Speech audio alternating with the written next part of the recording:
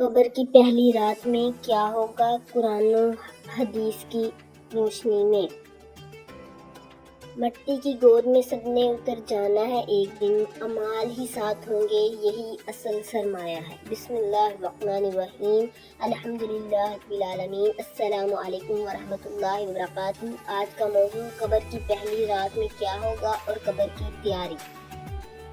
موت کے بعد انسان دنیا چھوڑ دیتا ہے، اسے قبر میں اتارا جاتا ہے، سب لوگ واپس چلے جاتے ہیں۔ نبی پاک نے فرمایا، میت دفن کرنے والوں کے چوٹوں کی آواز سنتا ہے۔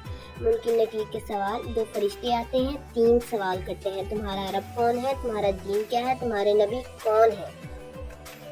مومن کا انجام، اللہ تعالیٰ صحیح جواب کی توفیق دیتا ہے، قبر کشادہ کر دی جاتی ہے، جنت کی کھڑکی کھول دی جاتی ہے، سکون اور راحت نصیب ہوتی ہے۔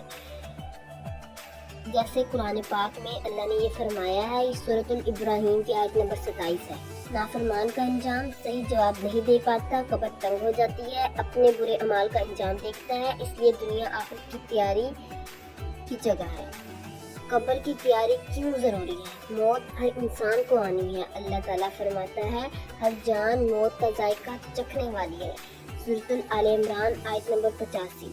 قبر کے عذاب سے بچنے کے اعمال یہ ہیں: 5 وقت کی نماز، سچی توبہ اور استغفار، قرآن پاک کی تلاوت، والدین کے ساتھ حسن سلوک، حقوق العباد ادا کرنا۔